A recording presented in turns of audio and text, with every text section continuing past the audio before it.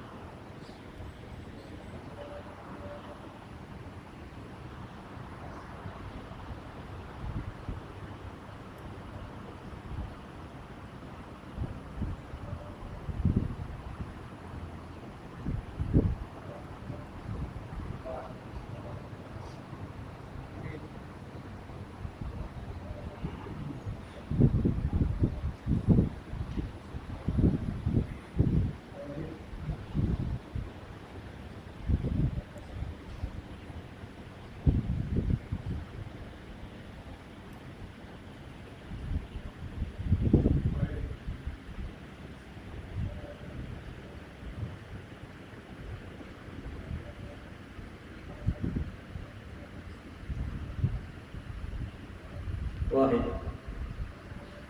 وصلى الله على سيدنا محمد وعلى آله وصحبه وبارك وسلم. حزب الظهر. أعوذ بالله من الشيطان الرجيم. بسم الله الرحمن الرحيم. اللهم يا عليم يا عظيم يا حليم يا عليم أنت ربي وعندك حسبي فنعم الرب ربي ونعم الحسب حسبي تنصر من تشاء وأنت العزيز الرحيم. نسألك العصمة في الحركات والسكنات والكلمات والإرادات والخطرات من الشكوك والظنون والأوهام السافرة للقرب عن مطالعة الغيوب، فقد ابتلي المؤمنون وزلزلوا زلزالا شديدا. وإذ يقول المنافقون والذين في قلوبهم مرض ما وعدنا الله ورسوله إلا غرورا. فسبحنا وانصرنا وسخر لنا هذا البحر كما سخرت البحر لموسى وسخرت النار لإبراهيم وسخط الجبال والحديد داود وسخط الريح والشياطين والجن لسليمان. وسخر لنا كل بحر هو لك في الأرض والسماء والملك والملكوت وبارك الدنيا وبارك الآخرة. وسخر لنا كل شيء يا من بيده ملكوت كل شيء. كافها يا عين صاد كافها يا عين صاد كافها يا عين صاد. انصرنا فإنك خير الناصرين وافتح لنا فإنك خير الفاتحين واغفر لنا فإنك خير الغافرين وارحمنا فإنك خير الراحمين.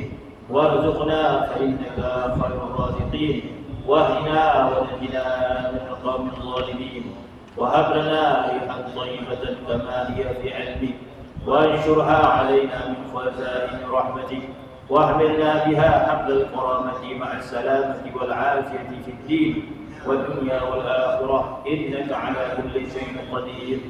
اللهم يسر لنا أمورنا مع الراحة لقلوبنا وأبداننا والسلامة والعافية في ديننا ودنيانا، وكن لنا صاحبا في سفرنا وخليفة في أهلنا، واطمس على وجوه أعدائنا وامسخهم على مكانتهم فلا يستطيعون المضي ولا المهدي إلينا، ولو نشاء لطمسنا على أعينهم فاستبقوا الصراط فأنى يبصرون، ولو نشاء لمسخناهم على مكانتهم فما استطاعوا مضيا ولا يرجعون. ياسين والقرآن الحكيم إنك لمن المرسلين على صراط مستقيم، تنزيل العزيز الرحيم، لتنذر قوما ما أنذر آباؤهم فهم غافلون، لقد حق القول على أكثرهم فهم لا يؤمنون، إنا جعلنا في أعناقهم أغلالا فهي إلى الأذقان فهم مقمحون، وجعلنا من بين أيديهم سدا ومن خلفهم سدا فأغشيناهم فهم لا يبصرون. شاهد الوجوه شاهد الوجوه وعاد الوجوه للحي القيوم، وقد خاب من حمل ظلما. طاسين حاميم عين سين قاف، مرج البحرين يلتقيان بينهما برزخ لا يبغيان. حميم حميم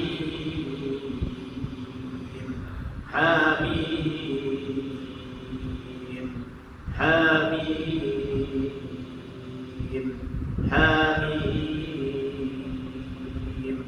حميم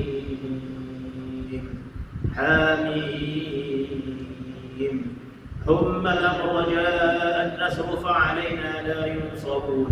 حميم تنزيل الكتاب من الله العزيز العليم، غافر الذنب وقابل التوب شديد العقاب الطول لا إله إلا هو إليه المصير.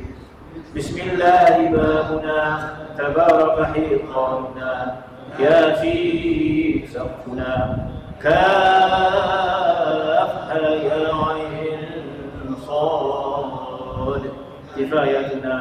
حميم عين سين قاف حمايتنا. قاف والقرآن المجيد وقايتنا. فسيكفيكهم الله وهو السميع العليم. فسيكفيكهم الله وهو السميع العليم. فسيكفيكهم الله وهو السميع العليم. زيت العرش مسؤول علينا، وعين الله ناظرة إلينا، بحول الله لا يقدر علينا، والله من ورائهم محيط، بل هو قرآن مجيد في لوح محفوظ. فالله خير حافظا وهو أرحم الراحمين. والله خير حافظا وهو أرحم الراحمين. والله خير حافظا وهو أرحم الراحمين. إن ولي الله الذي نزل الكتاب وهو يتولى الصالحين. إن ولي الله الذي نزل الكتاب وهو يتولى الصالحين. إن ولي الله الذي نزل الكتاب وهو يتولى الصالحين. حسبي الله لا إله إلا هو عليه توكلت وهو رب العرش العظيم. حسبي الله لا إله إلا هو عليه توكلت وهو رب العرش العظيم. حسبي الله لا إله إلا هو عليه توكلت وهو رب العرش العظيم. بسم الله الذي لا يضر مع اسمه شيء في الأرض ولا في السماء وهو السميع العليم. بسم الله الذي لا يضر مع اسمه شيء في الأرض ولا في السماء وهو السميع العليم. بسم الله الذي لا يضر مع اسمه شيء في الأرض ولا في السماء وهو السميع العليم. ولا حول ولا قوة إلا بالله العلي العظيم. ولا حول ولا قوة إلا بالله العلي العظيم. ولا حول ولا قوة إلا بالله العلي العظيم. وصلى الله على سيدنا محمد النبي الأمي وعلى آله وصحبه وسلم. والحمد لله رب العالمين. أستغفر الله العظيم الذي لا إله إلا هو الحي القيوم غفر الذنوب ذا الجلال والإكرام وأتوب إليه من جميع المعاصي كلها والذنوب والآثام ومن كل ذنب أذنبت عمدا وخطأ ظاهرا وباطنا قولا وفعلا في جميع حركاتي وسكناتي وخطراتي وأنفاسي كلها دائما أبدا سرمدا من الذنب الذي أعلم ومن الذنب الذي لا أعلم عندما أحاط بي علمه وأعصاه الكتاب وخطه القلم وعندما أوجدته القدرة وخصصته الإرادة وبذلك كلمات الله كما ينبغي لجلال وجه ربنا وجماله وكماله وكما يحب ربنا ويرضاه.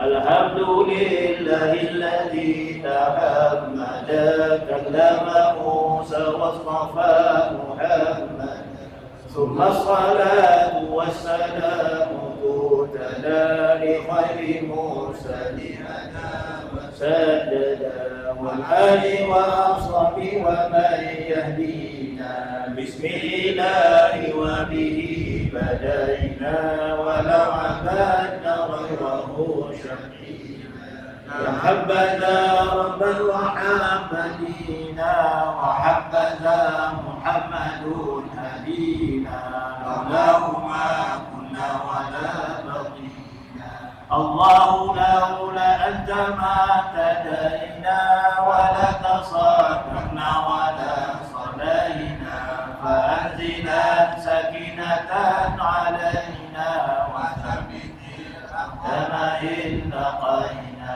نحن ننادوك مسلمين والمشركون قد بغوا علينا إذا أرادوا فتنة أبينا وقد تداعجبهم علينا طبق الأحاديث التي روينا فدرهم اللهم خاسرين فدرهم اللهم خاسرين فدرهم اللهم خاسرين.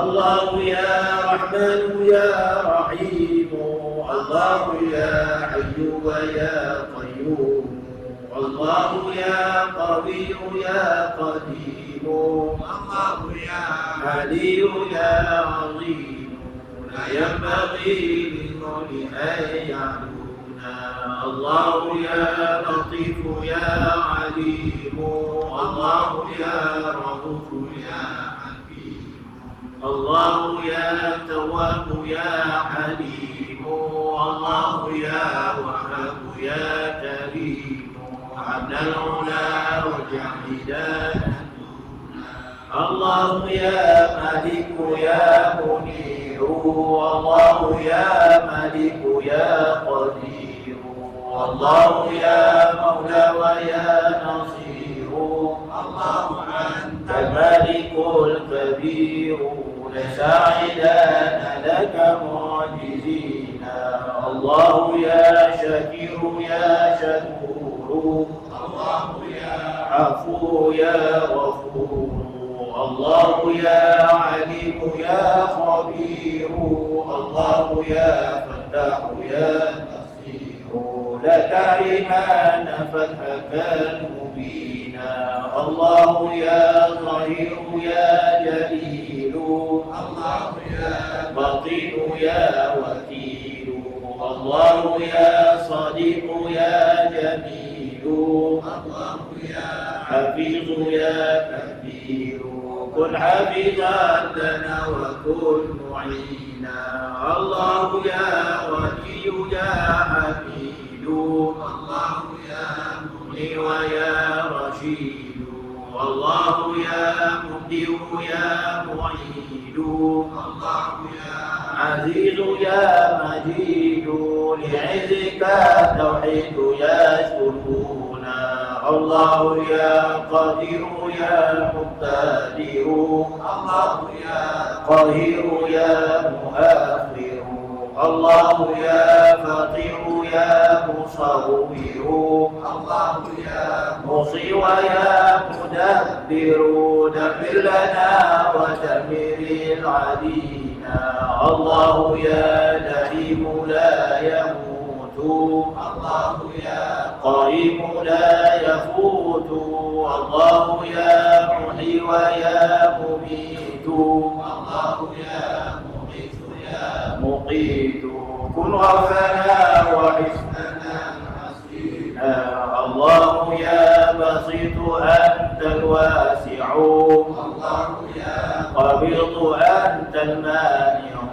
الله يا خالق أنت الجامع الله يا خافض أنت رافع ارفع معالينا لعلمه الله ذو المعارج الرفيع الله يا وفي ويا سميع الله يا كفي ويا سميع يا نور يا هدي ويا بديع بلغتنا بما جرى يكفينا الله ذو الجلال والإكرام الله ذو الطول على الدوام الله يا ذا الفضل والإنعام سعيد المطلق للأنام ارحم عبيدك عابدين الله يا أول أنت الواحد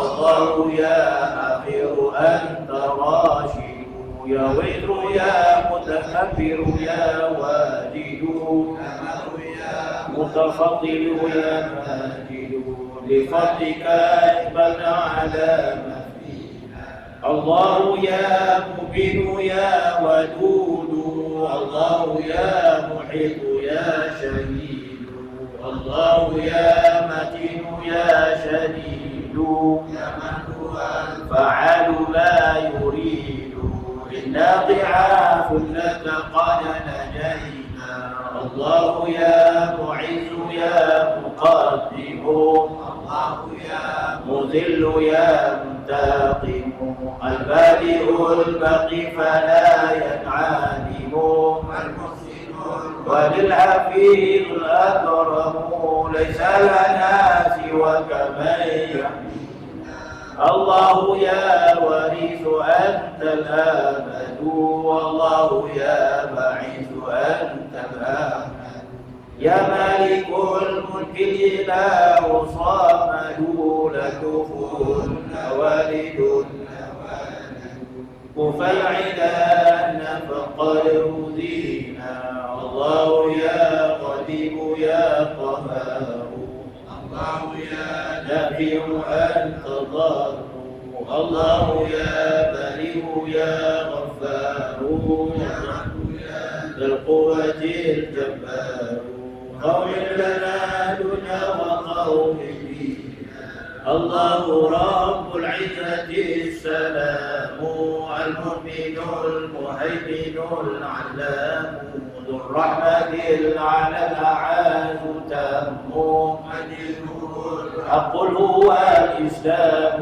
قيد له مناصرينا قيد له مناصرينا قيد له مناصرينا الله أنت متعال الحاكم الفرد ذو العرش الولي الحاكم الغفير المعطي الجواد المنعم العبيد العدل الصبور الأرحم مكن لنا في أرضنا تمكينا الله يا قدوس يا برهان يا بر يا حنان يا منان يا حق يا مقسط يا ديان تباركت أسماؤك الحسان بها قران بابك المصونا الله يا خلاق يا منيب الله يا رزاق يا حسيب والله يا قريب يا رقيب المستعان سامع المجيب إنا دعوناك استجيب أمينا إنا دعوناك استجيب أمينا إنا دعوناك استجيب أمينا اللهم صل وسلم وبارك على سيدنا محمد وعلى آله عدد كمال الله وكما يليق بكماله وجعلنا ما وآله اللهم صل وسلم وبارك على سيدنا محمد وعلى آله عدد كمال الله وكما يليق بكماله وجعلنا أهله اللهم صل وسلم وبارك على سيدنا محمد وعلى آله عدد كمال الله وكما يليق بكماله وجعلنا ما مؤاله يا ربنا يا ربنا يا ربنا يا ربنا غيث النور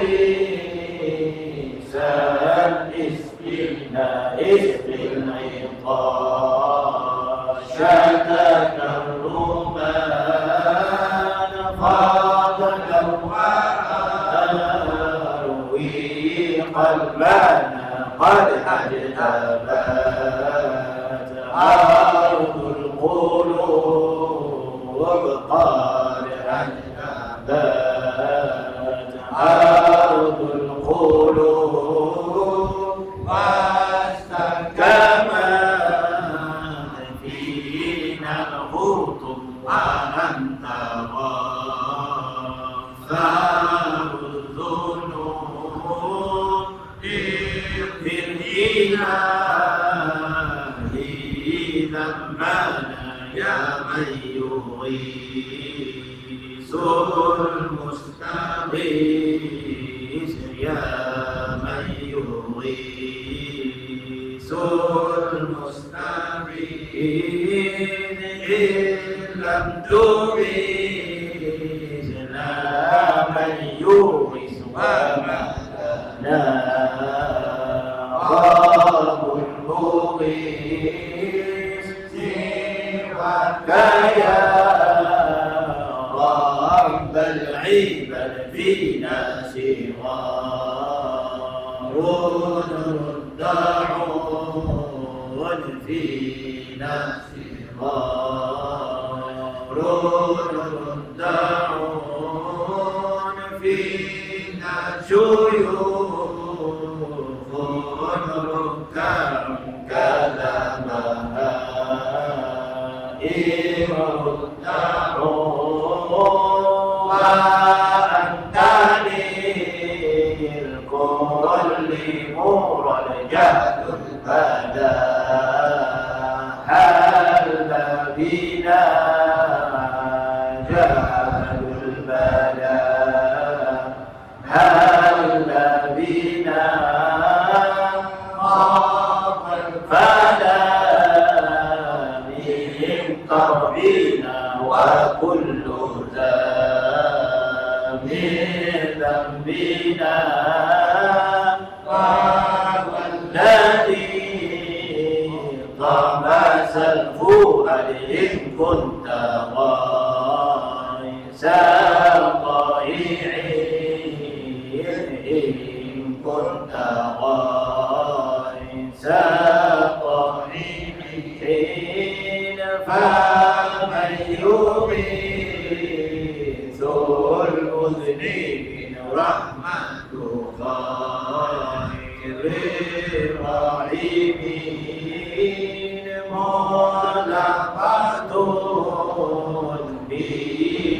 تقيا إن كان لا يرجو عطاء إن كان لا يرجو عطاء إلا المطيع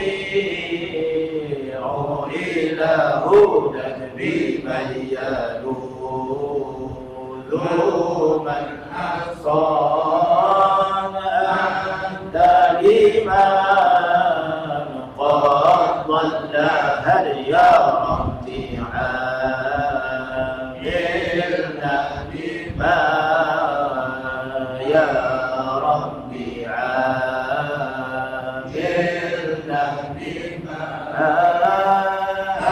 أنت له أهل كما عودتها ذاك رما عابد دونك يجول يا ربي قلت استغفروا يا ربي قلت استغفروا ربكم فيغفر يأتي السحاب الممطر يروي العباد والبلاد فيا رحيماه أما فيا رحيماه أما يا كريم الكرماء أفيد غيث السماء في الأرض فيا لنا بها الرحمة ربي وسعت رحمة ربي وسعت بكل شيء جمعا عددها ما قطعان ولم تزل بالإذن بالمصطفى جوديا كريم بالمصطفى جوديا كريم فالرؤوف بنا راهب من كان في علم قديم منه الوجود مصطفى صلى عليه له ما صلى عليه له ما وعز السماء انسجم وقد هما فعمما كل الأماكن بها وآله وصحبه وآله وصحبه ورحمه وحزبه فهم سوس به للقلب فينا للسادة فاغفر للناظرين يا تواب فاغفر للناظرين يا تواب أيضا والقائمين وهم عبد نور في العتاب يا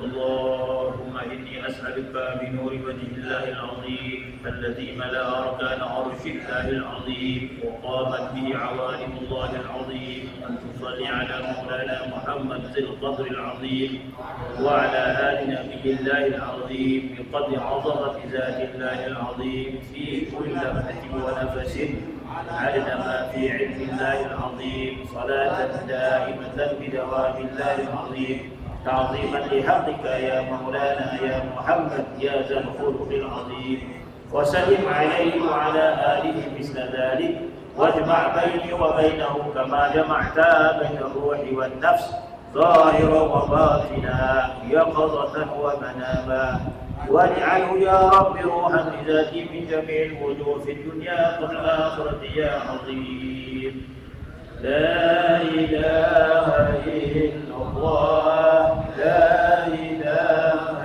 إلا الله محمد رسول الله عليه صلاة الله لا إله إلا الله لا إله إلا الله محمد رسول الله عليه صلاة الله بها يسقط الإيمان بها يحصل الأمان كاره أيها الإنسان لا إله إلا الله ذكره عما أهلا ما أفاه ما على دنيا العبد من مولاه لا إله إلا الله قد أتانا في الأخبار عن النبي المختار أن أفضل الأذكار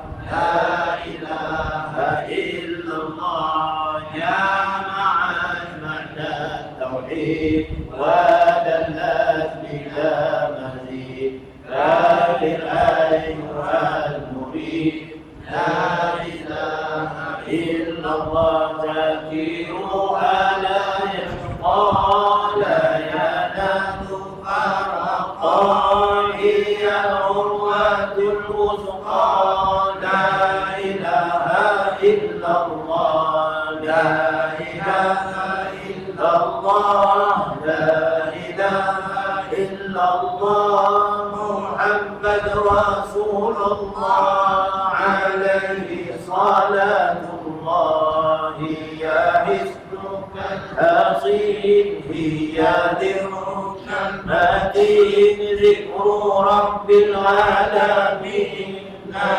إله إلا الله بها الفوز والنجاة فيها كل البركات تنجي من كل الآفات لا إله إلا الله بها تمحى السيئات بها تنمو الحسنات بها تنال الخيرات لا إله إلا الله فيها للسقم دواء فيها للضعف قوة هي كلمة التقوى لا إله إلا الله هي شفاء الصدور هي نور على نور ذكر ربك الغفور لا إله إلا الله لا إله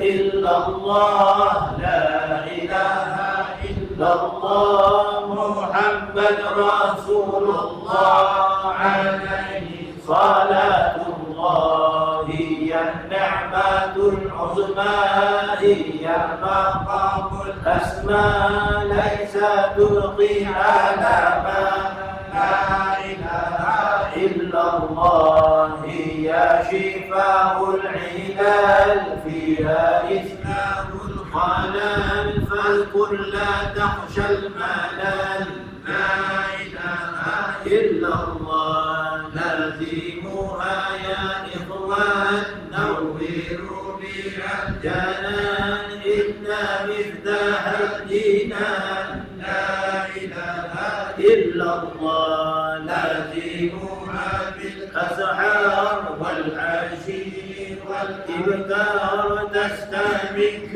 من أنوار لا إله إلا الله نور بها القلوب معز بها الذنوب إن أعظم المطلوب لا إله إلا الله لا إله إلا الله لا إله إلا الله محمد رسول الله عليه صلاة الله هي الرحمة الكبرى في الدنيا وفي الأخرى أعلى أذكار أجرا لا إله إلا الله لا تغفل عنها ولا تترك تنزيه المولى إن المثل الأعلى لا إله إلا الله حافظ على الأوقات داويم على الطاعات تنجيكم من الآفات لا إله إلا الله يقربها الإقرار برسالة المختار من عابنا من أنوار لا إله إلا الله خير خلق عند الله صاحب العز والجاه خاتم رسل الإله محمد رسول الله لا إله إلا الله لا إله إلا الله محمد رسول الله عليه صلاة الله الله الله الله سيدي الله الله الله العظيم الله الله الله الله سيدي الله الله العظيم أيام إلى الله عند قول سواه إذا تمهم قولي به لله الله الله الله سيدي الله الله الله عليك يا مورد بعذرة التوحيد الله وإن تبغي البدن فالغير عن تنسى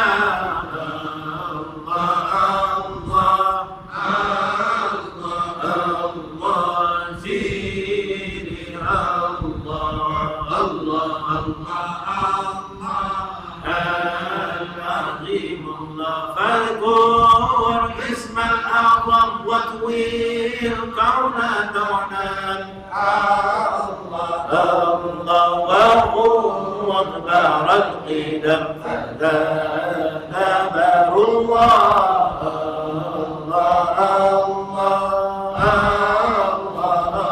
الله سيدي الله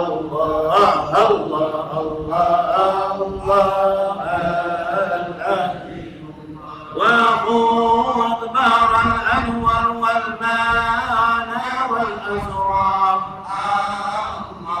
الله وابني هذه الديار يبلغ قلبك منى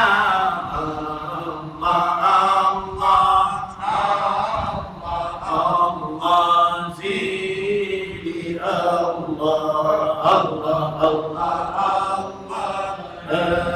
العظيم والكافنا في المعبود تذوق معنى شهود الله إذ ليس ذنبه وجود إلا من نور الله.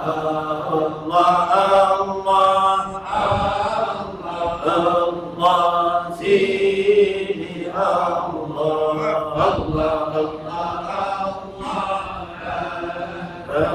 الله والملك والملكوت كذاك الجبروت الله فكلها نور والذات مسمى.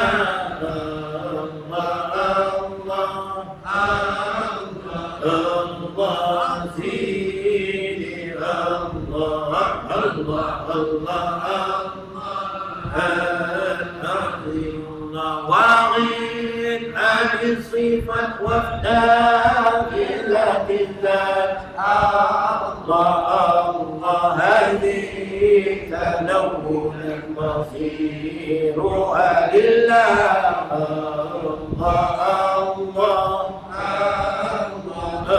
الله سيدي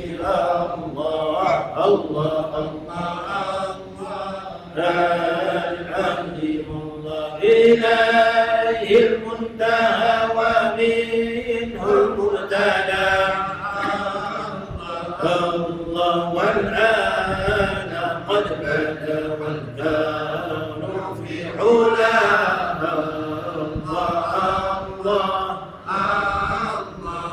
الله سيدي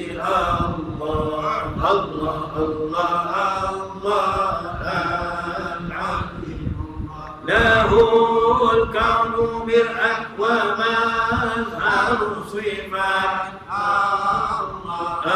الله محمد نور دم عليه صلى الله.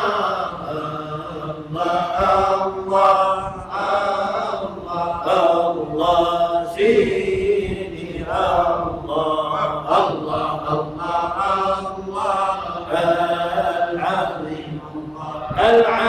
العالوي يقول قولا منه مقبول. الله لاهين به العقول لا في ذات الله.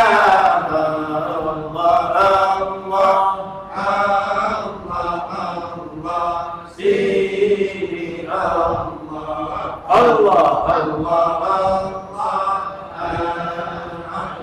الله على نبينا محمد وعلى اله وصحبه وبارك وسلم. يا نبي سلامي عليك يا رسول عليك يا حبيب عليك صلوات الله عليك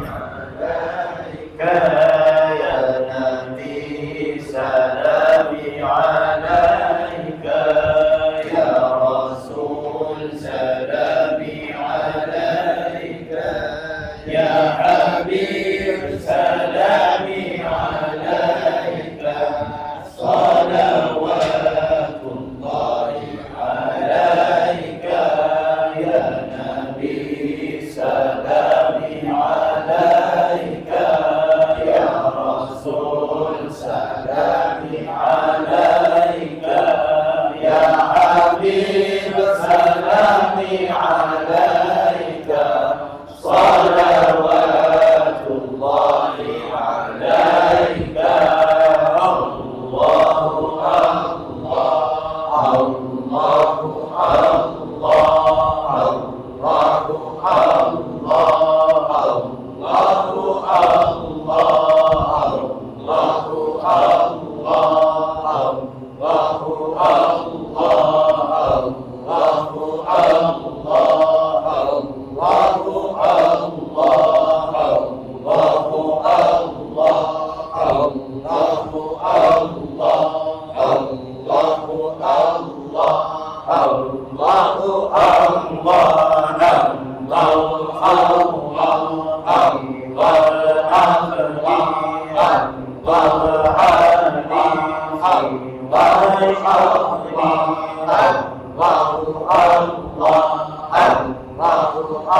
الله يا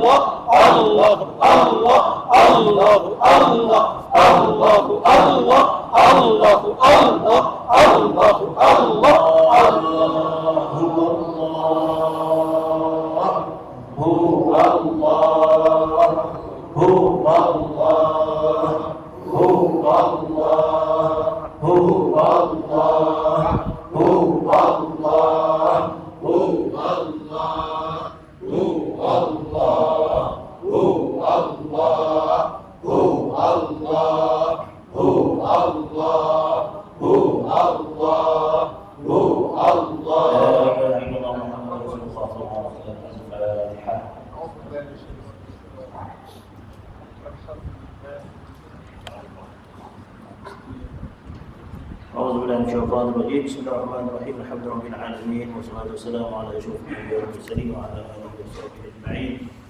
Ya Arhamar Rahimin, ya Akmal Akramin, Allahumma anzurna bi rahmatik. Ya Akramal Akramin, ya Mujibus Sa'ilin, Allahumma anzurna bi maghfiratik. Ya Akramal Akramin, ya Mujibus Sa'ilin, Allahumma anzurna bi inayatik. Ya Akramal Akramin, ya Mujibus Sa'ilin, Allahumma anzurna bi mardatik wa anzurna bi mahabbatik. Allahumma jam'ana hadha jam'an marhuma وتفرقا معصوما ولا تنفينا ولا معنى شاق ولا محروما ولا مطرودا. اللهم جملنا بالعافية والاستقامة وأعزنا من يا رب العالمين. ربنا آتنا من حسنة وفي الأرض حسنة وقنا عذاب النار. وصلى الله على سيدنا محمد. الحمد لله رب العالمين. الحمد لله والصلاة والسلام على رسول الله وعلى آله ومن والاه. رب اشرح لي صدري ويسر لي أمري واحلل عقدة من لساني يفقهوا قولي. اللهم زدنا علما وفهما وألحقنا بالصالحين. آمين يا رب العالمين. Yang kita muliakan tetamu kita Al-Fadhil Syekh Muhammad Mustafa yang kita kenali, yang dah datang ke tempat kita lebih kurang setahun ke apa, saya tak ingat dah. Setahun ni. Setahun yang lalu, yang mana beliau bersama dengan kita di pondok ini, banyak aktiviti kita lakukan dengan kita bertalaqi Quran, dengan pengajian-pengajian yang beliau sampaikan di pondok dan di sekitar ini. Masya Allah, nampaknya Tuan Syekh kita tidak memutuskan hubungan kita. Sentiasa beliau menjadikan hubungan kita, insya-Allah diteruskan hubungan ini supaya kita sama-sama dapat faedah. Tambahan, Fadil Syekh merupakan wakil ataupun salah satu anggota imam yang berada di satu masjid yang masyhur di Mesir, Masjid Syekh Saleh Ja'fari. Dinisbahkan kepada ulama yang besar, sangat besar. Syekh Saleh merupakan ulama yang sangat besar di Al-Azhar dan merupakan salah satu kebanggaan Al-Azhar. Syekh Saleh Ja'fari ini salah satu kebanggaan Al-Azhar, dan begitu banyak peninggalan penulisan Syekh Saleh Ja'fari, dan kalau kita mendengar daripada para ulama, para masyayikh yang intimak ataupun bersama dengan madrasah Ja'fari ini, mereka akan mengulang-ulang kata-kata, mutiara kata Syekh Saleh Ja'fari tentang bagaimana terutama dalam madrasah suluk kepada Allah Subhanahu wa taala. Mudah-mudahan Allah Subhanahu wa taala memberikan kita istifadah dengan ada jaringan hubungan kita dengan para ulama Al-Azhar dan juga terutama daripada madrasah Syekh Saleh Ja'fari. Alhamdulillah, bersyukur Allah Subhanahu wa taala pada malam yang barakah ini dapat kita berhimpun bersama-sama dengan tujuan tidak lain untuk mendekatkan diri kita kepada Allah Subhanahu wa taala, untuk menambahkan makrifat kita kepada Allah Subhanahu wa taala. Mudah-mudahan Allah Subhanahu wa taala memberikan kita kefahaman makna mahabbah kepada Allah Subhanahu wa taala. Dan inilah tujuan kita dijadikan oleh Allah Subhanahu wa taala. Apabila kita bergembira dengan nikmat Allah Subhanahu wa taala, maka di sana ada beberapa golongan bagaimana mereka melihat nikmat Allah Subhanahu wa taala. Golongan yang pertama, ketika diberikan nikmat oleh Allah Subhanahu wa taala, diberikan nikmat sehat, diberikan nikmat harta dan sebagainya, maka mereka lalai daripada Allah Subhanahu wa taala. Mereka tenggelam dengan nikmat Allah Subhanahu wa taala dan mereka lupa kepada Allah Subhanahu wa taala. Adapun golongan yang kedua, apabila mereka mendapat nikmat daripada Allah Subhanahu wa taala dan itu pun tujuan mereka hidup di dunia kerana mencari nikmat demi nikmat.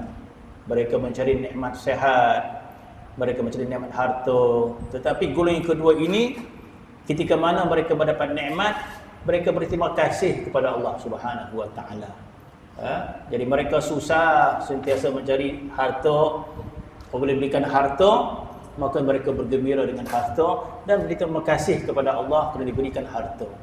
Manusia mencari nikmat sehat, dan apabila dapat nikmat sehat, dia bergembira dengan nikmat sehat lalu berterima kasih kepada Allah Subhanahu wa taala.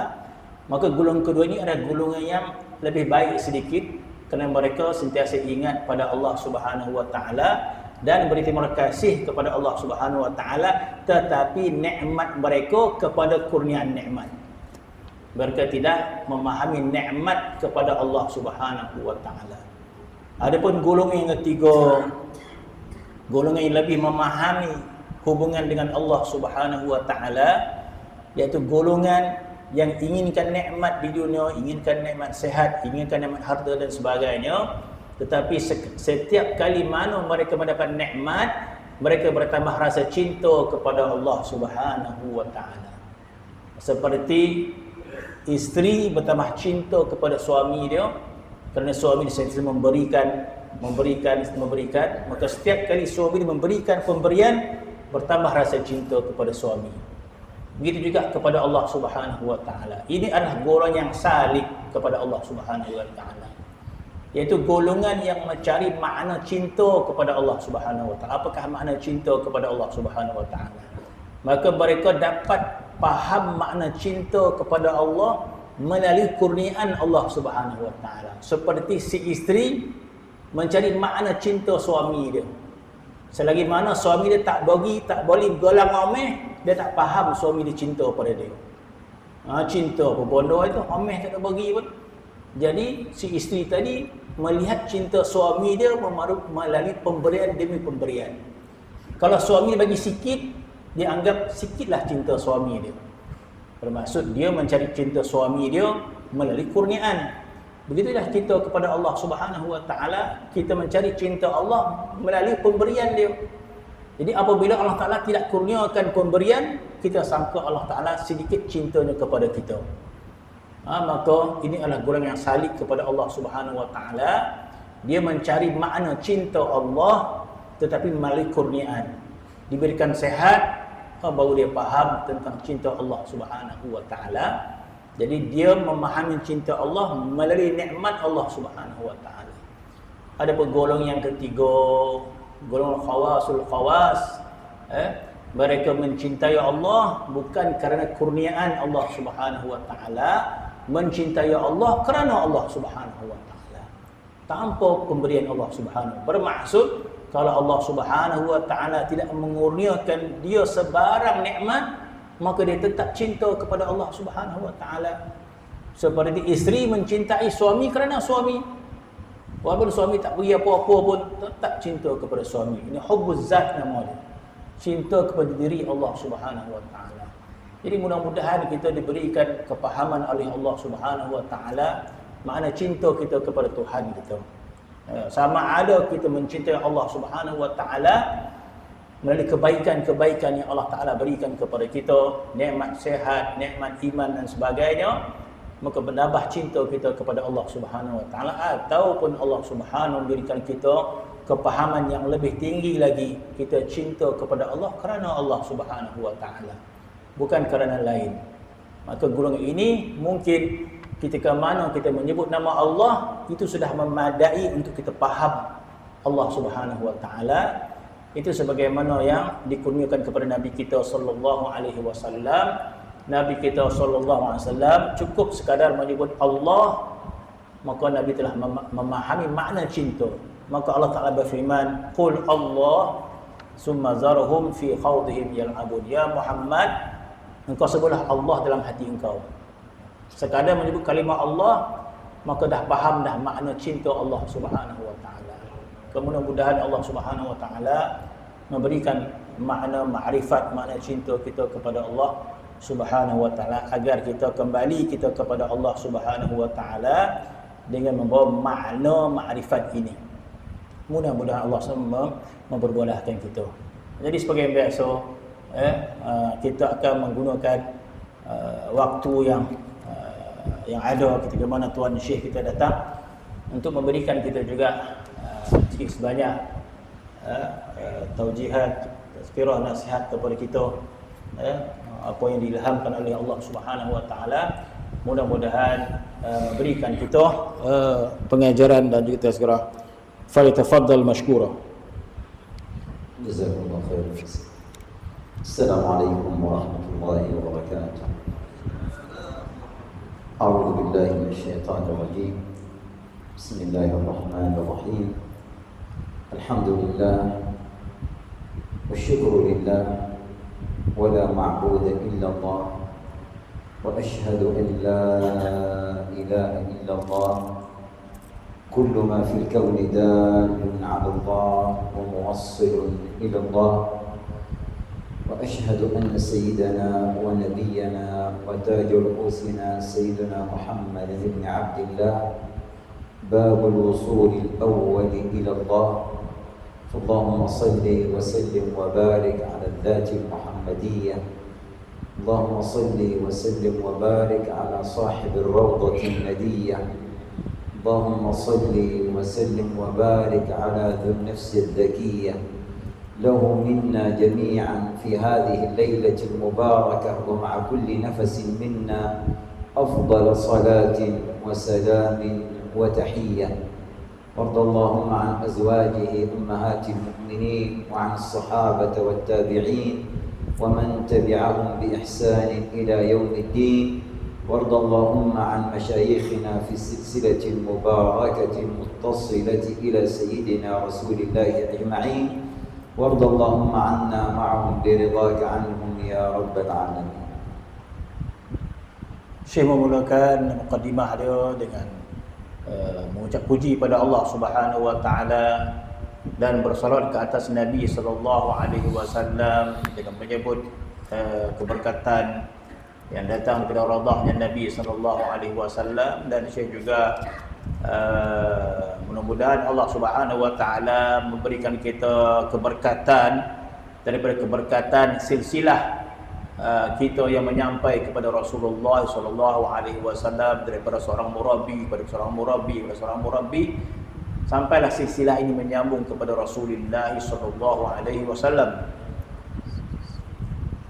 ثم أما بعد الله يقول في قرآنه وإذ تأذن ربكم لئن شكرتم لأزيدنكم فالشكر لسيدي ناصر على الإذن بالقدوم في هذه الليلة المباركة لتجديد صلة الرحم بيننا وبينكم متحابين في الله عز وجل.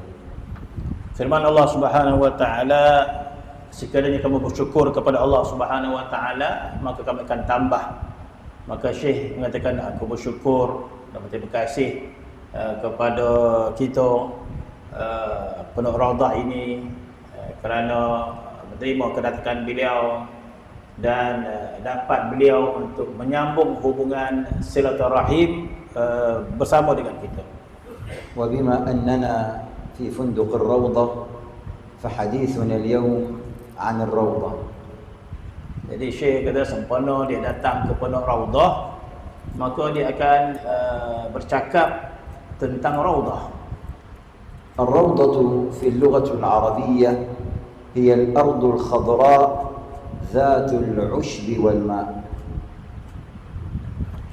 Raudah ini pada bahasa Arab adalah gambaran satu taman yang indah. Raudah ini digambarkan taman yang ada air, ada sungai. Raudah ini adalah gambaran kepada taman yang menghijau, yang cantik. وقيل أن الروضة هي البستان الجميل الذي به الأزهار والأشجار.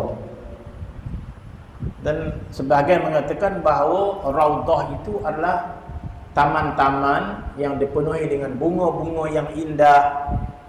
Raudah itu bermaksud taman yang ada pokok-pokok yang menghijau. وقيل أن الروضة المجلس الذي يستريح فيه الإنسان من عناء الدنيا. Dan sebagian ulama mengatakan Raudah itu adalah satu tempat untuk umat Islam berehat daripada memikirkan kesibukan dunia. وجمع الروضة روضات.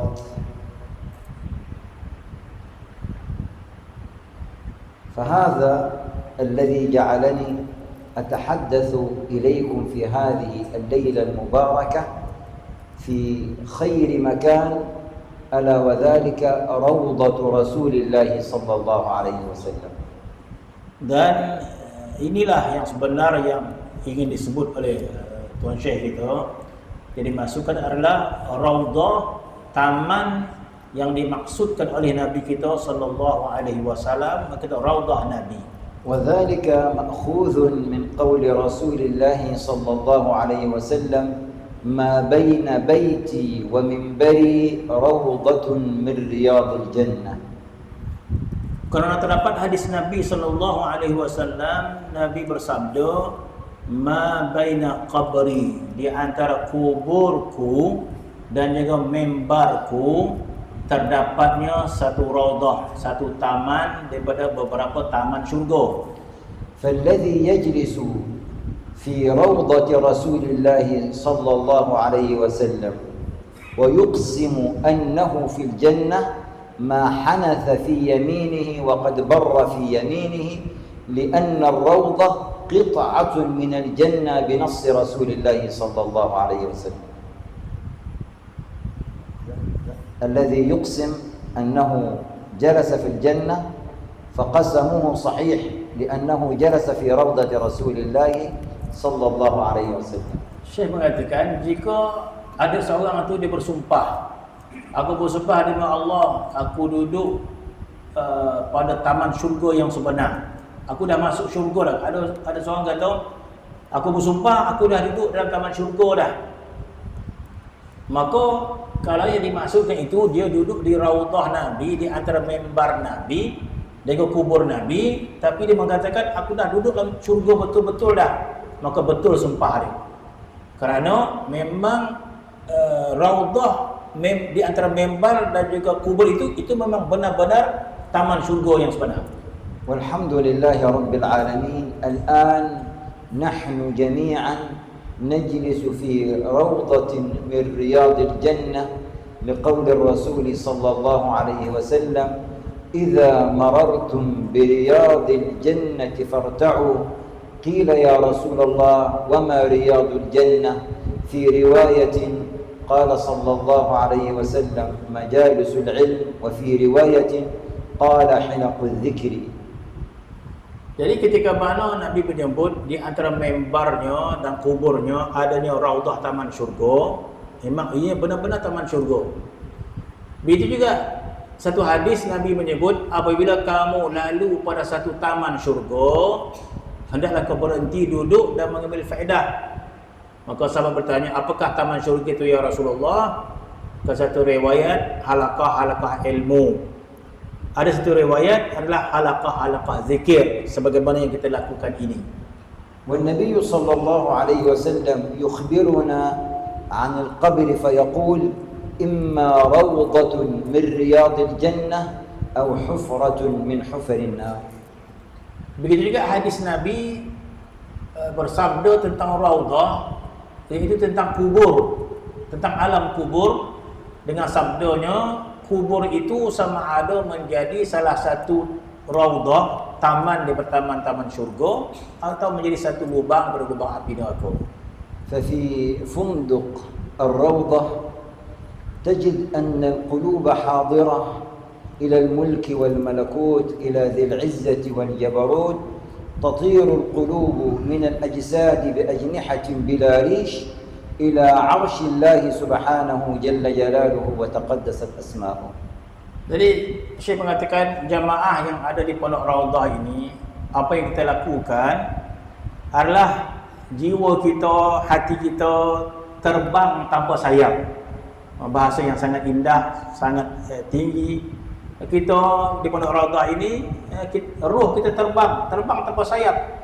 Terbang ke mana? Terbang ke alam yang tinggi. Kita menyebut Allah Subhanahu wa taala, hati kita pergi ke hadrat Allah, hati kita pergi kepada alam yang tinggi, alam malakut, alam jabarut.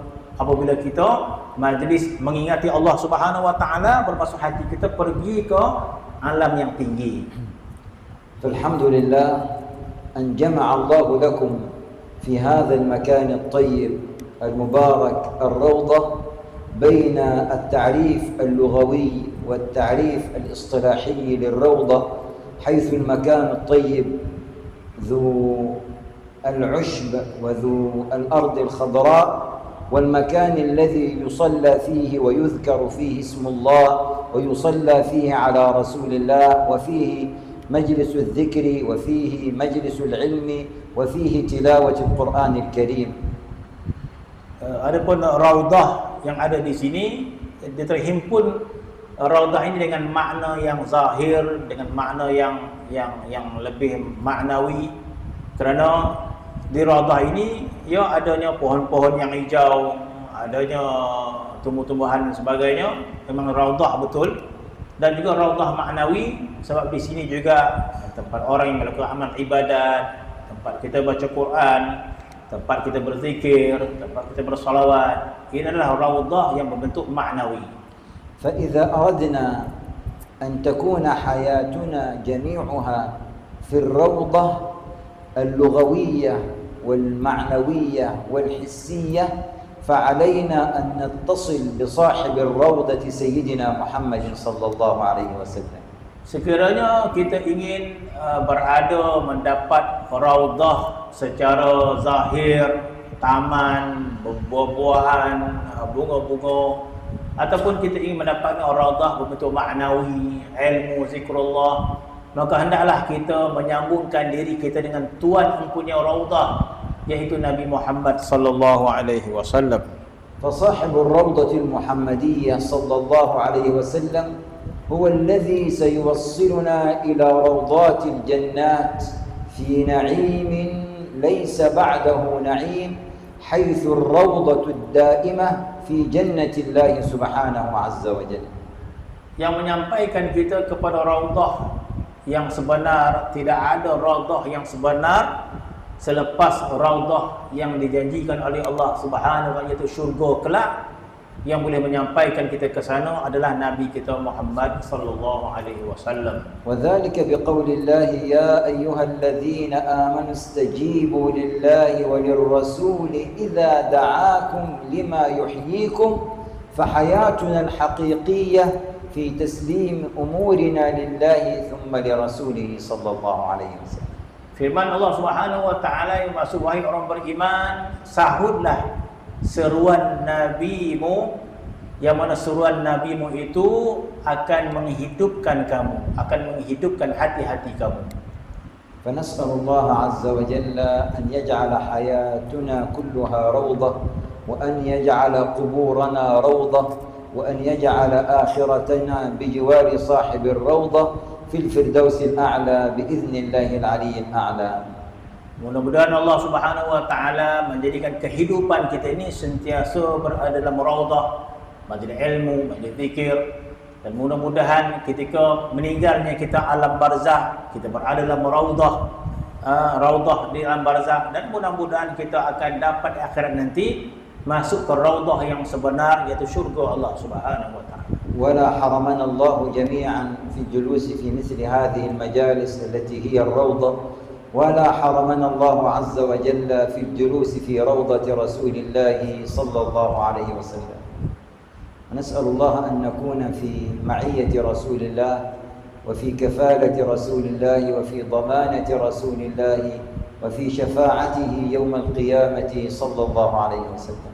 Mudah-mudahan Allah Subhanahu wa taala menjadikan kita golongan yang sentiasa bersama dengan Rasulullah sallallahu alaihi wasallam di dunia dengan amalan, dengan sunnahnya, dan seterusnya kita akan dihimpunkan dengan sungguh-sungguh di akhirat nanti bersama dengan Nabi kita sallallahu alaihi wasallam. جزاكم الله خيرا وبارك الله فيكم وأحسن الله إليكم وشكر الله لكم حسن الاستماع. جزاكم الله خيرا سيدنا. السلام عليكم ورحمة الله وبركاته. شكرا. Ada sumbangan cendera hati daripada Pondok Wan Pondok. Oh, Jadi dengan okay, insya-Allah.